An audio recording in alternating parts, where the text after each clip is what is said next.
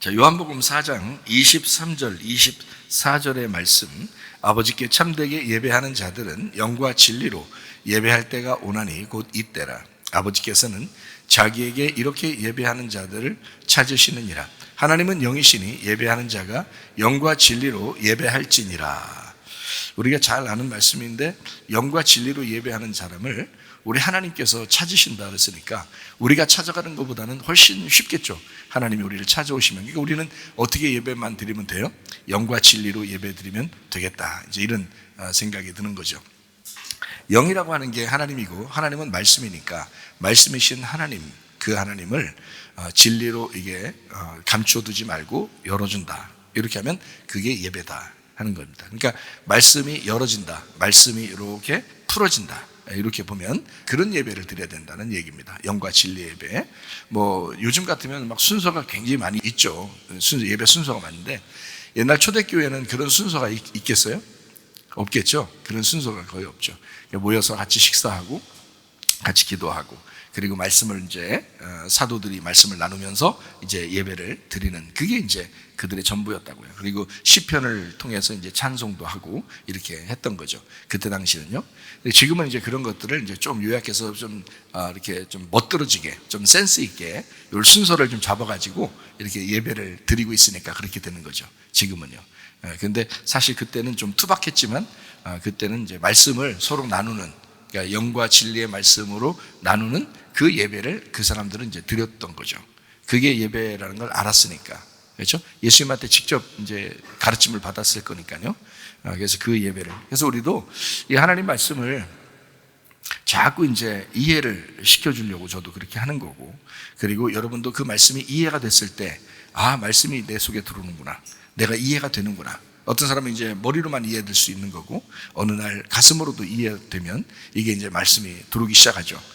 그러면 이제 그게 이게 진짜 이런 게 예배라고 그랬구나라는 것을 이제 깨닫게 되는 것입니다. 그래서 오늘 영과 진리의 예배, 이게 진짜 예배인데 요거를 성경적으로 예배 성공한 사람들 한번 보자고요. 예배 성공한 사람들 어떤 식으로 예배 드렸는지. 그래서 예배 성공이 뭐냐, 그리고 예배 성공한다는 게 어떤 거냐. 그래서 이 사람들을 좀 몇 사람을 추려서 예배 성공이라는 게 뭔지 여러분에게 한번 말씀해 보고자 합니다.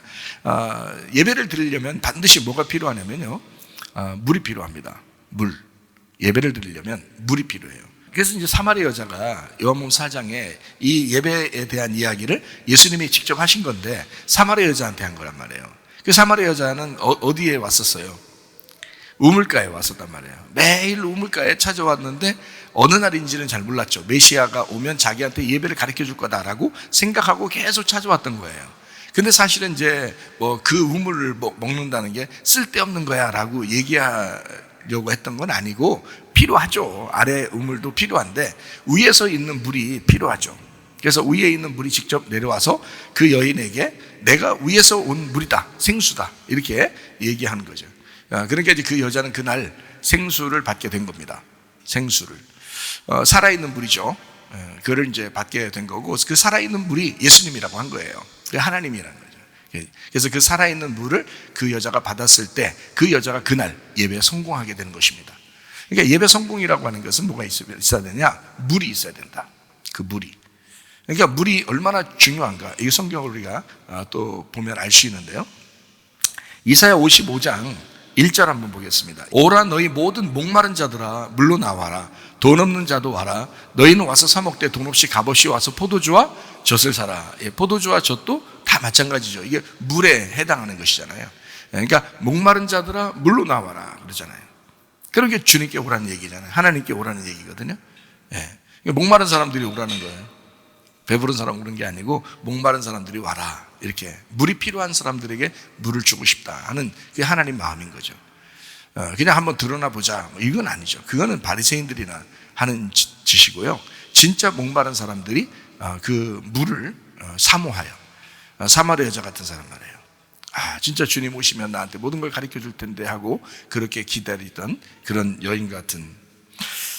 예레미야 2장 13절 내 백성이 두 가지 악을 행하였나니 곧 그들이 생수의 근원 되는 나를 버린 것과 스스로 웅덩이를 판 것인데 그것은 그물을 가두지 못할 터진 웅덩이들이니라. 자, 생수의 근원 대신 누구를? 생수의 근원 대신 누구예요? 하나님을. 생수의 근원이 하나님이시다. 그 하나님이 어떤 분이냐? 그 하나님은 생수의 근원이니까 이 세상하고 다를 거 아니에요. 그러니까 이 생수의 근원 되신 하나님은 사람 같지 않은 거죠. 그죠? 사람은 악하지만, 사람은 거짓되지만 하나님은 거룩하신 분이잖아요. 그러니까 생수의 근원 되신 하나님을 너희가 잊어버렸다 이거야. 그리고 스스로 웅덩이를 봤다는 거예요. 그러니까 하나님 대신, 그 생수의 근원 되신 하나님이 어떤 분이니까? 거룩하신 분이니까. 그분이 거룩하신 분이니까 하나님께 나와야 된다, 그런 얘기예요. 그 거룩이라고 하는 게 성경에서는 거룩을 뭐라고 얘기하냐면 정결하다 이렇게 말해요. 깨끗하다, 정결하다. 그러니까 하나님은 깨끗한 거예요. 하나님은 깨끗한 거예요. 그러면 사람들은 상대적으로 어떻다는 거예요? 하나님이 보실 때 너희들이 생수인 나를 버렸다, 그러니까 사람들은 그거 어떻다는 거예요? 깨끗하다는 거예요? 더럽다는 거예요? 더럽다는 거예요. 스스로 웅덩이를 팠다, 더럽다 이거예요. 자, 그러면 하나님 자신을 뭐라고 표현하냐면, 하나님 성경에서 하나님은 자기를 사랑이라고 이렇게 표현해요. 하나님은 사랑이라. 그러면 하나님의 사랑을 갖지 않은 사람들을 뭐라고 표현하냐면 미워하는 것이다, 살인하는 것이다. 그래서 그거 하지 마라 이렇게 하잖아요. 그럼 하나님은 사랑이다. 그러면 사랑이라는 게 뭐야? 거룩한 거예요. 그게 분리를 말하는 거죠. 그게 깨끗한 거라는 거예요. 하나님이 사랑이시다, 이게 깨끗함이라는 거예요. 그럼 상대적으로 하나님의 사랑을 받지 못한 사람은, 생수를 받지 못한 거죠. 생수를 받지 못한 걸 더럽다 이렇게 표현하는 거예요.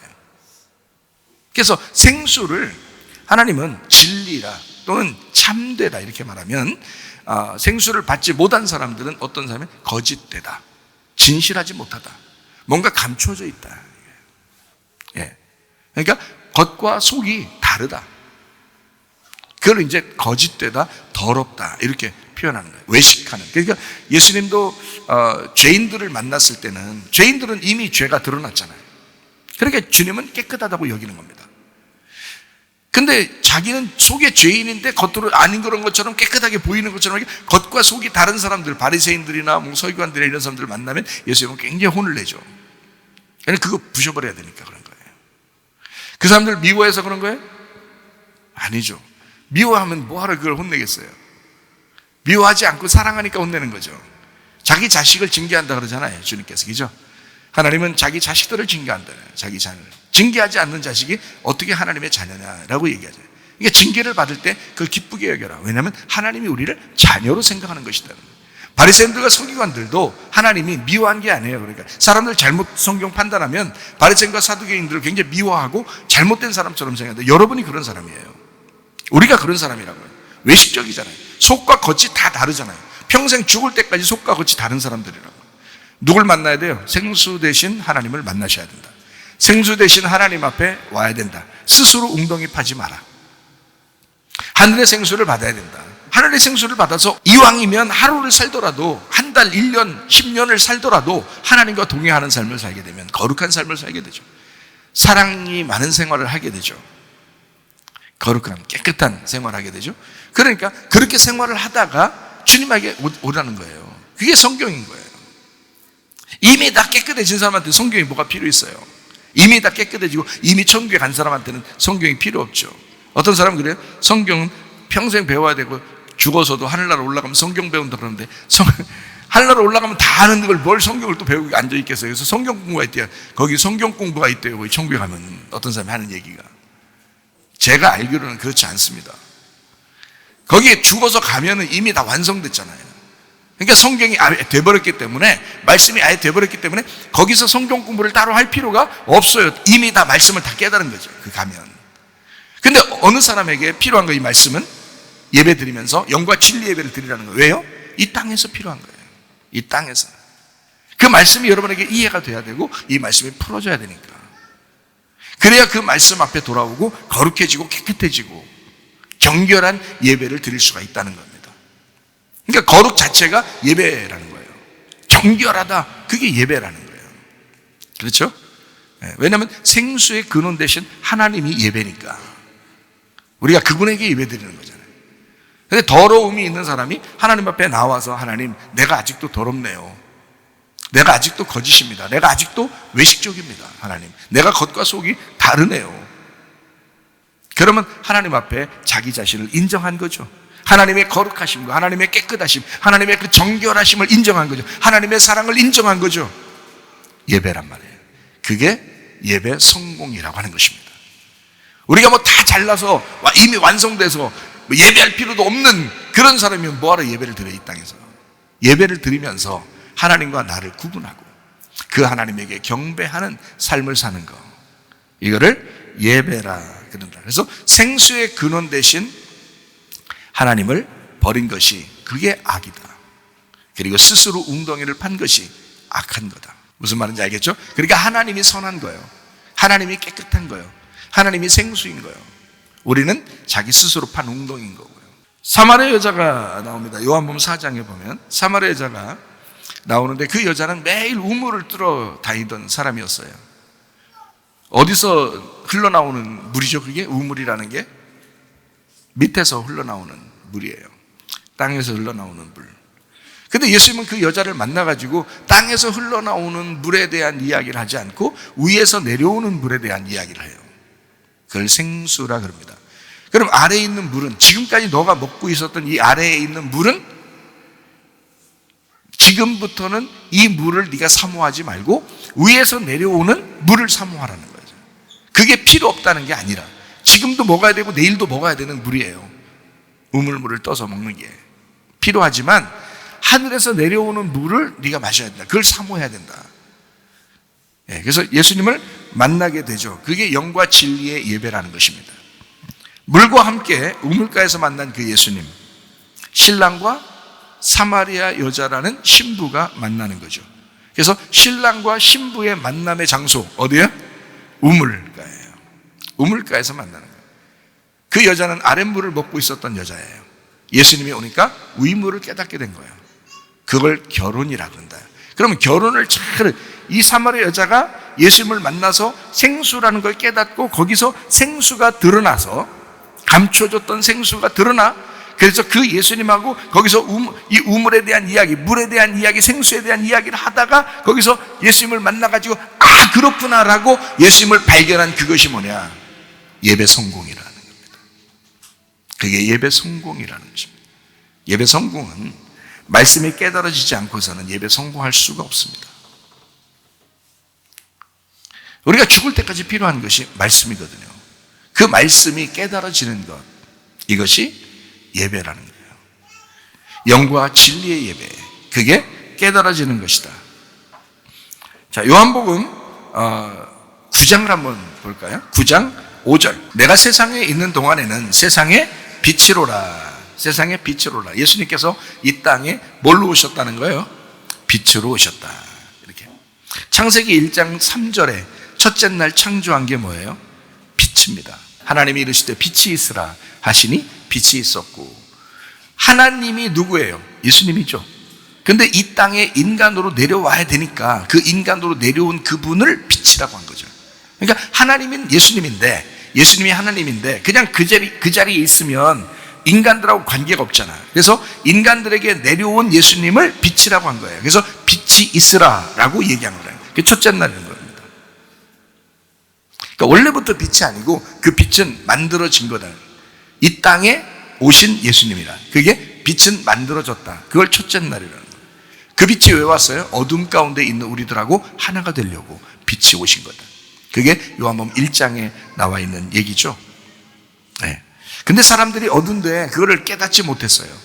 요한복음 9장 5절에는 이렇게 말씀하죠. 내가 세상에 있는 동안에 세상의 빛이로라, 이렇게 말해요. 창세기에 빛을 창조하신 하나님에 대해서 얘기하면서 자기가 빛이라는 거예요. 요한복음 9장 5절에. 그렇죠? 자, 그러면 9장 6절을 한번 봐요. 이 말씀을 하시고 땅에 침을 뱉어 진흙을 이겨 그의 눈에 바르시고. 자, 어떤 사람은 이런 걸 이제 이상하다. 예수님이 왜 하필 침을 뱉었을까? 이렇게 생각하는 사람도 있을지 몰라요. 다른 사람들한테는 뭐 이렇게 안 하거든요. 그냥 뭐 안수를 하시거나 뭐 말씀을 통해서 뭐 치료하시고 그러는데, 유독 요한복음 9장에 있는 이 사람 소경에게는 침을 뱉습니다. 침을. 그래서 침을 뱉어가지고 그 더럽다고 해야 돼요? 깨끗하다고 해야 돼요? 예수님은 빛이시고 예수님은 하나님이시니까 그 속에서 나오는 물질이잖아요. 그 속에 나서 나오는 물이라고요. 그것이 이제 인간하고 섞이는 거죠. 요한복음 1장 14절의 말씀에 보니까 말씀이 육신이 되었다 그랬죠. 말씀이 육신이 되었다. 그러니까 말씀인데, 원래 말씀은 하나님이고 예수님인데 요 말씀이 육신하고 섞였다는 거죠. 그죠? 육신하고 섞였다. 그래서 말씀이 육신이 돼서 왔다. 근데 그 육신은 우리같이 그냥 더러운 육신이 아니라 하나님 아버지의 독생자의 영광의 은혜와 진리가 충만한 몸이더라 라는 것을 이제 설명해 주고 있는 장면이죠. 요한복음 9장 6절에 이 말씀을 하시고 땅에 침을 뱉어 진흙을 이겨 그의 눈에 바르시고 라고 되어 있습니다. 자, 예수님의 침은 물이에요? 불이에요? 아니면 그냥 다른 이물질이에요? 물이죠. 예수님의 속에서 나오는 물이란 말이에요. 그 물이 인간하고 섞였다는 겁니다. 그렇죠? 인간의 눈에, 그 소경된 그 눈에 섞였다. 거기에 발라졌다. 성경의 요한복음 9장 6절의 말씀을 가만히 이렇게 보니까 땅에 침을 뱉어 진흙을 이겨 그의 눈에 바르시고, 침이 얼마나 들어가야 되겠어요? 침을 얼만큼 뱉어야 이게 그 흙을 갖다가 이게 뭉쳐가지고 사람 눈에다가 발라주겠어요? 예? 침을 얼마나 뱉어야? 그러면 예수님이 흙을 이렇게 딱 모으면서 이러면서 그러면서 이걸 갖다가 흙하고 물하고 이렇게 침하고 이렇게 섞어가지고 얼마나 많이 뱉어야 되겠냐고, 그 침을요. 근데 여기서는 이렇게 말해. 그냥 땅에 침을 뱉어. 한번 탁 뱉었어요. 땅에 있는 흙을 뭉칠 수 있나요? 여러분, 침 한번 탁 뱉어가지고? 안 돼요. 그렇게 되어 있는 게 아니에요. 예수님 자체가 하나님이잖아요. 하나님은 뭐라고 그랬어요? 생수의 근원이라고 그랬잖아요. 그러니까 하늘에 있는 물이란 말이에요. 하늘에 있는 물을 땅에다가 진흙을 이겼다니까요. 예, 그냥 사람 눈에다 침 뱉은 게 아니에요. 땅에 있는 흙에다가 자기의 침을 섞었다니까요. 그렇죠? 말씀이 육신이 돼서 왔다는 거지. 그리고 그 눈에 그것을 발라주셨다. 이렇게 된 거죠. 자, 내가 땅이요. 예수님은 침입니다. 예수님은 물이에요. 그 물이 누구하고 섞였다는 거예요? 나하고 섞였다는 거예요. 자, 그 소경된 그 사람, 눈 안 보이는 그분이 자, 어떤 예수님이 요걸 흙을 갖다가 이겨가지고 자기 눈에 이렇게 발라줘서 씻으라고 해가지고 자기가 씻었더니 보게 됐다, 이런 거예요. 그러면 그게 뭘 설명하려고 했던 거예요? 인간은 뭐다는 거야? 물이라는 거예요? 흙이라는 거예요? 예, 흙이라는 거예요. 그러니까 그 소경된 그 사람을 뭐라고 여긴 거예요? 하나님은? 예, 주님은 흙이라는 거예요. 너희들은 흙이다. 흙에서 왔으니 흙으로 돌아갈지어다. 흙으로 돌아가는 나를 그 하나님의 생수가 섞인 거예요. 그러니까 이 흙에 생기가 돌아오는 거지. 눈을 뜨는 거죠. 창세기 2장 7절에도 인간을 만들 때 그렇게 하죠. 여호와 하나님이 땅의 흙으로 사람을 지으시고 그랬죠? 그랬을 때 그냥 사람이 된 게 아니에요. 생기를 그 코에 불어넣으시니 사람이 생명이 되었다. 그러니까 그에게 생기를 불어넣었다라고 그렇게 돼 있지, 여기서는요. 근데 이거를 다른 말로 말하면 생수를 부었다, 이렇게 해도 되는 거죠. 예, 주님은 생명수니까 자기라는 호흡을, 자기라는 물을 섞었다, 이 말이에요. 그랬더니 흙이 살아나더라. 자, 예배를 여러분이 생기가 없으면 예배는 성공하지 못하는 겁니다. 물이 그 땅에 섞이지 않으면, 다시 말하면 말씀이라는 물이 여러분에게 오지 않으면 여러분 예배 성공은 없는 겁니다. 자, 예수님은 빛이라고 했어요. 그 빛이 다른 말로 말하면 물인 거죠. 위물, 그죠? 아랫물이 아니라, 사람들은 아랫물을 뚫어보지만 하늘에서 내려오는 생수, 위물인 거죠. 위에서 오신 빛이라는 얘기입니다. 위물이 왔다. 그러면 위물과 아랫물, 그리고 나와 하나님은 어떻게 돼? 구분되죠? 그래서 위물이 왔다는 것은 정결하다는 거예요. 정결하다. 깨끗한 물이 왔다는 거예요. 정결한 것이 왔다. 예수님 자신이 침을 뱉었다. 이건 예수님이 정결하신 분이죠. 거룩하신 분입니다. 예수님은 거룩하시고 생기가 있으신 분이고 그 생수라고 하는 그 침을 뱉어서 그 흙하고 섞였다 이거예요. 물을 섞어서 나를 만들었다. 정결케 했다. 그 정결한 물이 침인 거죠. 정결한 물. 예수님에게서, 그 생수의 근원되는 예수님에게서 나온 물이 침인 거란 말이에요. 다시 말하면 침을 땅이 나하고 섞었다는 거예요. 그걸 뭐라 그러냐? 예배라고 그러는 것입니다. 예수의 침이, 예수의 생기가, 예수의 그 생수가 여러분과 섞이면 예배가 성공하는 거란 말이죠. 그 물을 정결한 말씀이라고 합니다. 예수 그리스도가 그 침을 이 땅에 섞었다라고 하는 것은 그 진흙에 섞였다. 그 정결한 말씀이신 하나님, 살리는 물, 생수, 이것은 어둠 가운데 있었던 하나님의 빛이라는 것입니다. 요한복음 9장 7절 말씀입니다. 이르시되 실로암 못에 가서 씻으라 하시니, 실로암은 번역하면 보냄을 받았다는 뜻이라. 이에 가서 씻고 밝은 눈으로 왔더라. 실로암 번역하면 보냄을 받았다. 누가 보냄을 받은 거예요? 하늘에서 이 땅에 보냄 받은 자가 예수님이잖아요. 예수님이 이 땅에 보냄을 받은 분이다. 실로암이라는 겁니다. 어디 가서 씻으라는 거예요? 예수님에게 와서 씻으라는 거예요. 예수님의 몸된 교회에 와서 씻는 겁니다.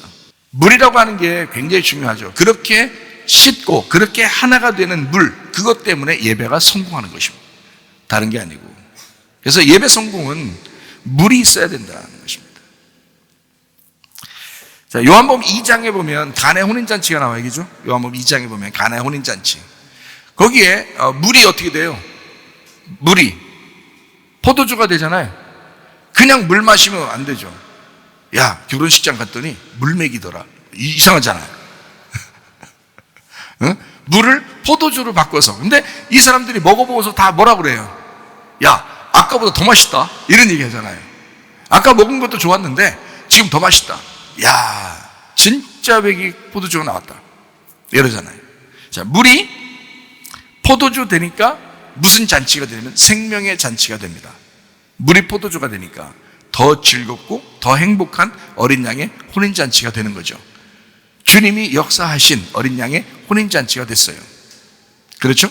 신랑과 신부에게 너무 기쁨이 되는, 거기에 온 하객들이 너무 기뻐하는 그런 어린 양의 혼인잔치, 생명의 잔치가 됐어요. 살리는 물이 되었단 말이에요. 구원입니다. 근데 출애굽기 7장에 보면 모세가 애굽에 보냄을 받아가지고 가가지고 첫 번째 하라는 게 뭐예요? 어떤 기적을 베풀라는 거예요? 지금 물에 대한 이야기를 하잖아요. 나일강에다가 이게 딱 이제 되면은 어떻게 나일강 물이 피가 되는 거예요. 물이 피가 되면 마실 수 있어요, 없어요? 안 되죠. 원래는 예수님이 그러는 거, 주의 만찬 때는 예수님이 그 피를 마시라고 해요, 안 마시라고 그래요? 마시라고 하잖아요. 예수님이 주의 만찬에 자기를 포도주라고 하고 그게 내가 흘리는 피라 그러면서 마시라고 그러잖아요. 그러면 나일강가에 있는 피는 어떤 피예요? 그거 포도주 같이 마시게 되는 거예요? 마셔야 돼, 말아야 돼요? 네? 아니, 예수님 피라면서. 그러니까 하나님의 피인데 마셔야지. 마시면 어떻게 돼요? 그 마시면 물이 피가 되게 했어요. 그러니까 그 피가 된 그 물이 피가 되면, 자, 요한복음 2장에서는 생명의 잔치가 되죠. 출애굽기 7장에 보면 물이 피가 되면 사망의 잔치가 되는 거예요. 사망의 잔치. 근데 그 사망의 잔치를 당해야 돼요? 안 당해야 돼요? 당해야 되겠죠? 사망의 잔치에 참여해야 된단 말이에요. 다시 말하면 죽음에 참여해야 진짜 생명의 잔치에 참여할 수 있다는 얘기예요. 그래서 그 이적을 보여주는 거예요. 물이 피가 되게 해라. 원래 나일강은 그들에게 생명의 젖줄이라고 생각하는, 그들은 그 물을 섬겼습니다. 물의 신을 섬겼어요. 이스라엘 백성들뿐만 아니라 애굽에 있는 모든 사람들이 종교적으로 그 물을 생명의 젖줄이라고 생각했어요. 그래서 거기에서 목욕을 하면 아기가 태어날 것이다라고 임신 못한 사람들이 거기 가서 목욕하는 습관도 있었어요. 그게 모세의 이제 모세를 건진 그 바로의 공주가 거기 와서 목욕한 거예요. 거기서 목욕하러 온 거예요. 그 목욕하러 온 게 그게 뭐냐면 제사 드린 거예요. 자기 몸을 거기다 드리는 거예요. 그 생명의 젖줄이라는 거기 신에게 자기의 몸을 드리는 거란 말이에요. 그러니까 거기서 목욕하지. 원래 평상시도 거기 와서 목욕했을까요? 안 되죠. 평상시는 집에서 하죠. 궁궐에서. 그렇죠? 근데 그날따라 하나님 앞에 신에게 자기 생명의 젖줄, 자기에게 좀 아기가 잉태했으면 좋겠다고 막 나간 거거든. 근데 아기가 둥둥 떠오는 거예요. 신의 응답이라고 생각했을까 안 했을까? 신의 응답이라고 생각하죠. 그래서 데려온 거예요. 평상시에 그렇게 맨날 가서 목욕하고 그러지 않습니다. 덥다고 가서 목욕하고. 공주가 어떻게 그렇게 합니까? 강에 뭐가 있는지 개구리도 있고 뱀도 있고 막 이럴 텐데 갈 수가 없죠. 그런데 공주가 거기서 목욕해요. 물에 떠내려오는 생명의 젖줄. 근데 그 생명의 젖줄이 애굽 사람들이 볼 때 그렇게 생명의 젖줄이 이게 다 피가 돼버린 거예요. 피가 돼서 마셔봐라. 그랬더니 하나도 못 마시는 거예요. 그거 마시면 죽음의 맛이 나는 거예요. 그래서 사망의 잔치를 하게 된다. 근데 하나님은 그걸 보여준 거죠. 애굽에 있는 너희들의 생명은 사실 너희들이 이 땅의 생명인 줄 알고 먹던 이 물이 사망을 가져오는 것이었다. 뭐가 와야지 진짜 물이 오는가? 예수 그리스도라는 생수가 이 땅에, 생수의 근원 되신 하나님이 이 땅에 내려와야 너희들에게 생명의 잔치를 베풀 것이다 라고 하는 것을 알려주는 장면들입니다. 죽이는 물이에요. 심판. 성경에 죽이는 물이 나오죠. 출애굽기 15장에 23절의 말씀을 한번 봐요. 마라에 이르렀더니 그곳 물이 써서 마시지 못하겠으므로 그 이름을 마라라 했어요. 그러지 마라. 이럴 때도 마라. 이 물 마시지 마라. 그때 23절에 마라. 마라라는 쓰다라는 이름에서 미리암이 나오고 미리암에서 마리아가 나와요. 쓴 여자, 쓰디 쓴 여자. 거기에서 생수의 근원 되신 하나님이 태어나시는 거죠. 그러니까 이렇게 쓴 물이 있었어요. 25절을 봅니다. 모세가 여호와께 부르짖었더니 여호와께서 그에게 한 나무를 가리키시니 그가 물에 던지니 물이 달게 되었더라. 거기서 여호와께서 그들을 위하여 법도와 윤리를 정하시고 그들을 시험하실세라고 되어 있습니다. 이미 주님께서는, 하나님께서는 계명을 여기에 주셨어요. 15장에. 그리고 20장에 10계명이 나오죠. 그러니까 이게 계명이 이미 출애굽기 15장에 있어요. 뭐 때문에 이 계명이 있었어요? 물 때문에 있었던 겁니다. 물. 마라에 쓴 물이 달게 되었어요. 거기에 하나님의 계명이 있었다. 하나님의 언약이 거기에 있었다. 자, 마라에 쓴 물이 단물이 되는 거예요. 뭐 때문에 단물 됐어요? 뭐 때문에 어떻게 하니까 단물 됐어요? 한 나무를 지정해서 그걸 갖다 던지라는 거예요. 뭐 우리가 뻔하게 알죠. 십자가죠. 예수님의 십자가. 예수님의 십자가라는 그 나무를 거기다 던졌더니 물이 달콤해졌어요. 어떻게 달콤해졌죠? 촉 보니까 그 나무가 쓴 거를 다 빨아들인 거예요. 우리의 죄악을 다 빨아들인 거예요. 그렇죠? 그러니까 쓴 게 다 없어지니까 그 물이 달콤해지는 거죠. 그게 쓴물 단물이라는 얘기가 거기에 나오죠. 마라의 쓴 물이 한 나무를 통해서 단물이 되었다라고 하는 게 이제 여기에 말씀이거든요. 그리고 말씀을 주시는 거거든요. 27절의 말씀.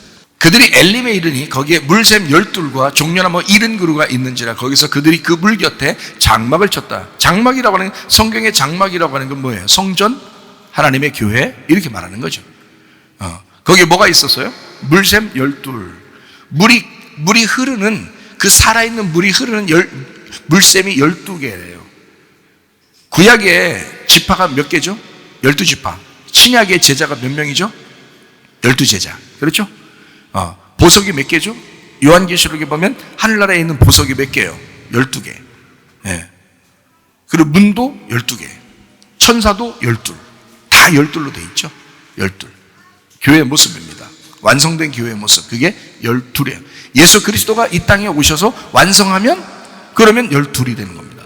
거기에 하나님의 교회를 세웠다, 그런 말이거든요. 70이라고 하는 건 하나님의 사람들을 얘기하는 겁니다. 하나님의 사람들 70그루의 나무가 있었다, 이제 이런 이야기하거든요. 승리의 나무, 종려나무, 물 곁에 장막을 쳤더라, 뭐 이런. 자, 그러니까 출애굽기 15장에는 어떻게 되어 있다고요? 마라의 쓴물이 한 나무를 통해서 단물이 되었다. 그러니까 쓴물과 단물이 다 같이 필요한 이것을 하나님의 언약, 그 계명이다, 이렇게 얘기하는 거죠. 말씀을 가르친 거다. 민수기 21장에 보면 불뱀, 노뱀이 나오죠. 그럼 불뱀도 필요하고 노뱀도 필요하다는 얘기예요. 그래서 불뱀을 다루느라 했더니 모세가 노뱀을 다뤘다, 이런 얘기가 나오죠. 그러니까 불뱀이 노뱀이었더라라는 얘기예요. 자, 불뱀은 심판하러 온 거고 노뱀은 구원하러 온 거예요. 그러니까 성경은 심판하러 오면 죽이는 것이고요, 구원하러 오면 살리는 것입니다. 그러니까 사망의 잔치와 생명의 잔치는 같이 있는 것이다. 이거를 십자가와 부활이라고 그러는 거예요. 이걸 복음이라고 그래요. 그러니까 복음은 율법이 파헤쳐져서 율법이 이해가 되는 걸 복음이라고 그러는 거거든요. 그걸 뭐라고 그러냐? 예배 성공이라고 그러는 것입니다. 예배 성공. 그러니까 율법이라는 이 하나님의 말씀이 그냥 그대로 읽으면 여러분 이 모든 말씀이 율법입니다. 예, 구약이든 신약이든 다 그냥 읽으면 다 율법이에요, 여러분에게. 그죠? 근데 이것이 하나님 말씀이 성령에 의해서 깨달아졌다, 그러면 복음이 되는 거죠. 이 말씀이 복음이 된다고요. 그럼 자기 가슴으로 오게 되죠. 그거를 예배 성공이라고 한다. 그러니까 하나님 말씀이 깨달아지는 것을 예배 성공이라 그런다. 여러분이 말씀 들으러 와서 그냥 내가 평생에 뭐 그냥 내가 뭐 한 몇십 년을 내가 그냥 예배도 드리고 설교도 들었는데 뭐 내가 뭐 다 똑같아, 맨날 똑같아, 이게 그건 당신이 똑같은 거지. 진짜 하나님 말씀을 사모하고 의무를 마신 사람은 달라요. 다르게 된다고요. 어떻게 똑같습니까? 말이 안 되죠. 맨날 똑같은 당신하고, 다시 말하면 네가 평생 예배만 드리러 왔지, 외식적으로 예배 종교적인 행사만 참여했지, 집에 가서는 예배 드린 게 아니니까, 그렇게 하고 싶지도 않으니까 그냥 예배 드리는 한 번씩 오지만 집에서나 직장에서나 학교에서나 자기는 그냥 자기대로 그냥 사는 거잖아요. 그건 예배가 아니죠. 산 제물이 돼야 되거든요. 산 희생 제물이 돼야 돼요. 로마서 12장 1절 2절 말씀 한번 보겠습니다. 그러므로 형제들아, 내가 하나님의 모든 자비하심으로 너희를 권하노니 너희 몸을 하나님이 기뻐하시는 거룩한 산 제물로 드리라. 이는 너희가 드릴 영적 예배니라. 너희는 이 세대를 본받지 말고 오직 마음을 새롭게 함으로 변화를 받아 하나님의 선하시고 기뻐하시고 온전하신 뜻이 무엇인지 분별하도록 하라. 영적 예배, 어떤 걸 영적 예배라고 한다고요? 산 제물이 되는 거예요. 산 희생 제물. 누가 되셨어요? 예수 그리스도가. 그러니까 예수 그리스도가 희생 제물이 되셔서 우리를 위하여 그분이 죽으시고 부활하신 그 모습, 그게 산 제물이잖아요. 예수님이 우리를 위해 죽으시고 그리고 부활하신 그 모습, 그걸로 하나님이 기뻐하신다는 겁니다. 그게 산제물이에요. 그건 영적 예배라는 것입니다. 육체적인 예배가 아니고 영적 예배. 여러분은 영적 예배를 드리는 것인가, 아니면 아직도 외식적으로 육체적인 예배를 드리고 맨 종교 행사만 참여했다가 돌아가는 그런 사람인가 생각해 보셔야 되겠죠. 영적 예배를 드려야죠. 영적 예배는 어떤 거냐? 봤더니 2절에 이렇게 나와 있습니다. 이 세대를 본받지 않는 거, 이게 영적 예배래요. 이 세대를 본받지 않는 거. 여러분은 계속 예배는 드리지만, 설교는 들었지만 가서 이 세대를 자꾸 본받는 거란 말이에요. 그러면 영적 예배를 실패한 거죠. 이 세대를 본받지 말라고 돼 있잖아요. 그게 영적 예배라고 돼 있잖아요. 마음을 새롭게 하는 게 영적 예배라고 돼 있잖아요. 마음을 새롭게 하지 않고 예배는 드렸는데, 종교 행사는 참여했는데 그냥 가가지고 마음이 새로워지지 않았어요. 변화를 받지 못했습니다. 그러면은 영적 예배에 실패한 거라는 거예요. 영적 예배는 마음을 새롭게 해야 된다는 거예요. 변화를 받아야 된다는 거예요. 여러분, 예전과 똑같아. 그거 몇십 년 교회 다녀도 예전과 똑같아. 그럴 수가 있나요? 그럴 리가 있나요? 못한다. 바뀌어야 된다. 반드시 변화를 받아야. 그게 영적 예배라니까요. 결단하셔야 됩니다. 결단하셔야 돼. 그냥 대충 오늘도 예배 그냥 드렸다가 그냥 가가지고 또 내 생각대로 살아야지. 그렇게 얼마 동안 해왔는데 주님 만날 때 주님께 인정받아 후회하는 인생 살지 말아야죠. 빨리 영적 예배로 돌아오셔야지. 마음을 새롭게 하시고 변화를 받으셔야 돼요. 하나님의 선하시고 기뻐하시고 온전하신 뜻이 무엇인지 분별하셔야죠. 말씀을 통해서, 이 말씀을 통해 분별하시도록 해야죠. 그러니까 성경이 뭐가 뭔지도 모르고 계속 교회만 다녔는데 말씀도 모르고 그냥 그렇게 다니는 사람이 한두 명이 아니라는 거예요. 그러면 안 된다. 말씀이 깨달아져야 된다. 분별이 돼야 된다. 하나님의 성령이 여러분을 주관하시도록 하셔야 된다. 사망의 잔치를 할 것이냐, 생명의 잔치를 할 것이냐, 이 두 개가 다 필요하다. 내가 죽어야 하고 예수 그리스도라는 생명이 살아서 나에게 역사하셔야 된다. 그러면 나는 죽고 예수가 사는 거, 이거를 복음이라 그렇게 말해요. 그래서 십자가와 부활을 복음이라 그런다고요. 고린도전서 15장 1절부터 4절입니다. 형제들아, 내가 너희에게 전한 복음을 너희에게 알게 하노니 이는 너희가 받은 것이요 또 그 가운데 선 것이라. 너희가 만일 내가 전한 그 말을 굳게 지키고 헛되이 믿지 아니하였으면 그로 말미암아 구원을 받으리라. 내가 받은 것을 먼저 너희에게 전하는 이는 성경대로 그리스도께서 우리 죄를 위하여 죽으시고 장사 지낸 바 되셨다가 성경대로 사흘 만에 다시 살아나사, 이게 복음이라는 거죠. 나 때문에, 나의 죄 때문에 주님이 죽으시고, 그리고 그가 장사 지냈다가 3일 만에 부활하셨다. 그러니 여러분, 누구와 함께 사는 거예요, 여러분? 죽을 죄인의 모습으로 계속 살아야 되는 거예요? 아니면 부활하신 예수님 그 생명의 잔치를 하면서 살아야 돼요? 어떻게 살아야 돼요, 우리가? 생명의 잔치를 하며 살으셔야 합니다. 그게 영적 예배니까 그런 거예요. 교회만 다녔다고 영적 예배 드린 건 아니죠. 교회 다니면서 영적 예배가 무엇인지 분별하셔야죠. 하나님의 뜻이 무엇인지 분별하셔야죠. 하나님이 뭐라고 우리에게 말씀하시는지 분별하셔야, 그리고 변화를 받으셔야 돼요. 마음을 새롭게 하셔야 돼. 계속 똑같은 인생. 원래 그렇게 오랫동안 내가 교회 다녀도 바뀌지도 않더라. 그건 당신이 이상한 사람인 거예요. 하나님 만날 때도 그렇게 말씀하실까, 하나님이? 한 개도 안 바뀐 게 그 괜찮아. 난 그래도 은혜 받은 거. 네가 그렇게 성경 그렇게 말하고 있지 않은데요. 은혜 받으셔야 되는데 불뱀에 물렸으면 죽기를 각오하고 노뱀을 쳐다봐야 돼요. 그래야 살아나는 것입니다. 창세기 5장 23절 24절, 그는 365세를 살았더라. 에녹이 하나님과 동행하더니 하나님이 그를 데려가심으로 세상에 있지 아니하였더라. 자, 에녹이라는 사람이 있습니다. 이 에녹이라는 사람이 하나님과 동행하였다, 이렇게 되어 있습니다. 하나님과 동행했다. 하나님과 동행했더니 하나님을 기쁘시게 하는 사람이었다. 자, 23절에는 어떻게 되어 있다고요? 365세를 살았더라. 자, 24절에 어떻게 되어 있다고요? 그냥 365세를 살았는데 하나님과 동행했다. 잘 생각해봐요. 에녹이라는 사람이 있는데, 여러분 에녹 같은 사람 되고 싶죠? 에녹 같은 사람 되고 싶죠? 자, 하나님과 동행했더니 하나님이 그를 어떻게 했대요? 데려갔대요. 어디로 데려갔을까? 땅속 깊은 데로 데려갔을까? 하늘나라로 데려갔겠죠? 네, 하늘나라로 데려갔어요. 자, 하나님과 동행했더니 하나님이 그를 데려가니까 세상에 있지 아니했다. 자, 잘 생각해봐요. 자, 하나님과 동행하는 게 하나님을 기쁘시게 하는 것입니다.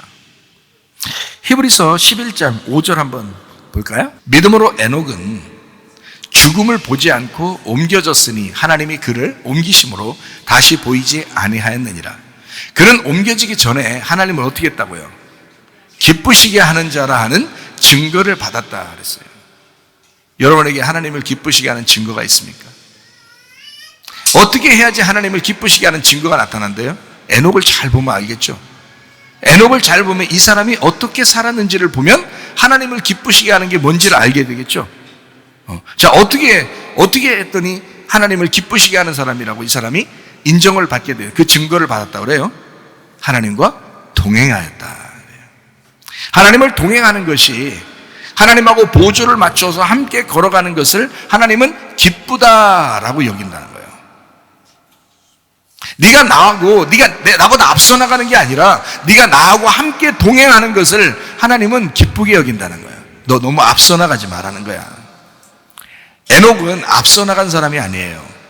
잘난 체한 사람도 아니에요. 교만한 사람이 아니에요.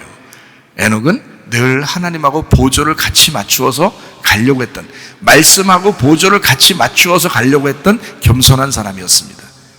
그랬더니 하나님이 야, 너는 나를 참 기쁘게 한다는 거예요. 사람이 같이 얘기를 많이 하는 친구가 있고 그러면 서로 기쁘잖아요. 만나기만 해도 기쁘고 서로 얘기만 해도 기쁘잖아요. 밤이 새는 줄 모르고 계속 얘기할 수 있죠. 그런데 어떤 사람을 만나면, 어려운 사람을 이렇게 만나면 짜증나고 오래 얘기하면 스트레스 받아서 두통이 있고 감기 걸리고 막 이런단 말이에요. 그러면 안 되지. 스트레스 받게 하면. 근데 서로 막 얘기가 잘 통해가지고 얘기를 이렇게 잘 나누고 서로 이제 같이 이렇게 하면 그러면 기쁘다고요. 하나님도 우리하고 같이 있고 싶어 한다. 동행하고 싶어 한다고요. 자꾸 앞서 나가지 말라는 거야, 우리 보고. 하나님하고 보조를 같이 맞추자는 거야. 그게 동행이라는 거거든요. 길을 갈 때 네가 앞서거니 뒤서거니 하지 말라는 거야. 그냥 같이 옆에서 같이 가자는 거예요. 그 안에서 같이 가자는 거예요. 그거를 동행이라고 그러는 것입니다. 그렇게 동행하는 걸 에녹이 했더니 하나님이 기쁘다는 거예요. 에녹을 볼 때 행복하다는 거예요. 기쁘다, 즐겁다. 내 너를 보면 참 즐겁다, 이렇게 여기는 거죠. 여러분이 하나님의 기쁨 되시기를 바랍니다. 하나님의 기쁨 되는 사람, 하나님과 동행하는 사람이다. 다른 거 없어요. 에녹이 어떤 사람이냐? 하나님과 동행했다. 그랬더니 하나님을 기쁘시게 하는 자라고 인정을 받더라. 그 증거가 나타나더라. 자, 이걸 바로 뭐라고 하냐? 자, 영과 진리의 예배라, 그렇게 말하는 거예요. 영과 진리의 예배, 어떤 거예요? 하나님과 동행하는 예배, 하나님을 기쁘시게 하는 예배, 하나님의 마음을 깨닫는 예배, 그래서 하나님과 친구가 되는 것, 이것을 영과 진리의 예배라, 이렇게 말씀하는 것입니다.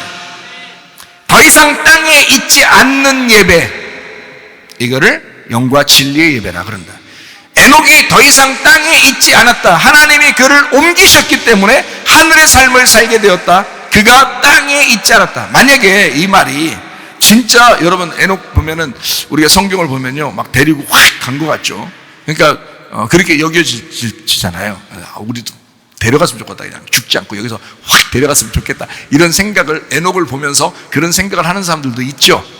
근데 잘 보세요. 여러분은 그럴 리가 있어요, 없어요? 없겠죠. 그럴 리가 별로 없어요. 왜냐면 에녹만 그렇게 한 거지. 여기서 다 데리고 가고 막 이래봐요. 중간중간 막 남아있는 사람들이 얼마나 가족들이 헷갈리겠어요. 그러니까 그냥 내비두는 거예요. 가족들을 위해서 내비두는 거예요. 자, 그러면 에녹이 여기서 땅에서 하늘로 옮겨갔다, 이렇게 했죠, 그죠? 하나님과 동행했더니 하나님을 기쁘시게 하고 하나님은 그 사람을 기뻐하는 자를 땅에서 옮겼다. 자, 땅에서 그를 옮겼다. 세상에 있지 아니했다. 그러면 봐요, 하나님이 있는 곳으로 갔다는 얘기야, 그죠? 그죠? 땅에, 세상에 있지 않고 하늘에 있는 곳으로 갔다. 잘 봐요. 자, 땅에서 하늘로 옮겼다는 거예요. 자, 여러분, 오늘 예배드리러 모인 여러분이 지금 땅에 있는 거예요? 땅에서 지금 옮겨서 하늘의 삶을 살기 위해서 예배드리고 있는 거야? 하늘의 삶을 살려고 예배드리러 모였잖아요. 이거를 무슨 삶이라고 하냐? 세상에 더 이상 있지 아니했다. 그러니까 에녹이 세상에 더 이상 있지 아니했다, 그 말은 하나님과 동행하느라고 하나님이 기쁘시게 하는 자라 칭함을 받는 사람이 되었다. 하늘에 있는 속한 사람, 하늘에 속한 사람이 되었다. 더 이상 땅에 속한 사람이 아니다. 여러분과 제가 이 땅에서 세상에 속한 사람이 아니라 하나님 앞에 예배드리고 하늘의 삶을 살고 하나님과 동행하기 위해서 여기 나와 있는 이 사람들은 땅에서 들려서 하나님이 우리를 옮기신 사람들이라, 이 말이에요. 자, 에녹만 예배 성공하는 건가요? 우리도 예배 성공하는 건가요? 우리도 예배 성공하는 것이다, 이 말이에요. 영과 진리의 예배, 하나님을 깨닫는 예배, 하나님과 동행하는 예배라 이거지. 그 에녹이라는 사람, 자, 하나님은 어디에 계신가? 창세기 1장 2절에 나와 있는 말씀이 있는데요, 땅이 혼돈하고 공허하며 흑암이 깊음에 있고 하나님의 영은 수면 위에 운행하십니다. 이 지구라는 땅을 하나님이 그 새의 날개로 이렇게 품으시고, 그리고 그 물 위에 존재하시는 분이 하나님이시다. 자, 어떤 걸 얘기하는 거예요? 거룩한 걸 얘기하는 거예요. 분리가 되었다는 걸 얘기하는 것입니다. 우리에게 속한 분이 아니고 그분은 거룩하신 분이다. 깨끗하신 분이다. 그분은 빛이시다. 그분은 정결하신 분이다. 자, 그러면 보세요. 하나님이 그쪽으로 이렇게 이 땅이 아니고 이렇게 떠서 물 위에 존재하시는 하나님이에요. 수면 위에 존재하시는 하나님, 수면 위에 계신 하나님. 그럼 우리는 그 하나님을 만나서 살아갈 때는 어떻게 살아갈 수 있겠어요? 하나님이 우리를 찾아오신다면 우리를 어디로 데려가겠어요? 수면 위로 올라가게만, 수면 위로 데려간다 이거예요. 그러면 그 위의 삶을 사는 사람들은요, 그게 산제사라는 거죠. 그게 영적 예배라는 것입니다. 여러분, 교회 한번 와서 그냥 예배 드렸다가 순서대로 예배 잘 드렸다나, 그리고 밥도 먹고 그러면 이제 오후 예배도 이제 끝나고 이렇게 갔다, 이런 게 예배라고 하는 게 아니고, 하나님과 동행하는, 하나님을 기쁘시게 하는 그 수면 위에 계신 그 하나님과 같이 있는 삶, 이게 영과 진리의 예배다. 이것이 진짜 영적 예배라는 것입니다. 땅에서 분리된 삶, 거룩한 삶, 하나님을 만나는 삶, 그것이 하나님과의 삶이다. 이것은 하늘의 삶을 얘기하는 거다. 그러니까 에녹이라는 사람도 하늘의 삶을 살게 되었다. 하나님이 데리고 가셨다. 여러분과 저도 이 땅 세상에 살고 있는 여러분과 저를 이곳에 데리고 오셨다. 영과 진리의 예배를 드리게 하기 위해서 진짜 생수를 마시라고, 진짜 빛 가운데 오라고, 그 하나님이 나와 동행하자고, 같이 살자고, 하나님이 기뻐하시는 삶을 살자고, 그 하나님의 생수라는 그 우물가, 하늘의 우물, 생수의 근원 되신 그 하나님에게 우리를 데리고 오신다. 그게 영과 진리의 예배라는 거예요. 목마른 사람들아 다 와라, 값없이 와서 마셔라. 하나님은 생수의 근원이니까 너희가 정결해라, 너희가 거룩해라. 그게 예배니까. 하나님 앞에 돌아와라. 목마른 사람들아 돌아와라. 그러면 하나님께서 거룩하게 만드실 것이다. 너에게 생명의 잔치에 초대할 것이다. 그게 진짜 영적인 예배입니다. 예배 성공하는 사람들 다 되시기를 바랍니다. 모두 예배하는 자 되어 온전히 영과 진리로 주를 예배하자. 주가 우리와 함께 영원히 함께 하시고 마르지 않는 샘물로 우리 채우시리라. 우리 한번 기도하겠습니다. 우리 하나님 앞에 기도합니다. 하나님, 우리가 생명수의 예배를 드리게 하옵소서. 예배 성공하는 자들 되게 하옵소서. 주님의 생수, 하늘에서 내려오는 그 위물을 마시는 주의 사람들이 되게 하옵소서. 그 하나님과 동행하는, 그 하나님을 기쁘시게 하는, 그래서 그 하늘의 삶을 살아가다가 주님 만나는 사람들 되게 해달라고 우리 한 목소리로 기도하겠습니다. 우리 하나님 아버지의 사랑과 은혜를 감사를 드립니다. 주의 생수를 마시는 자들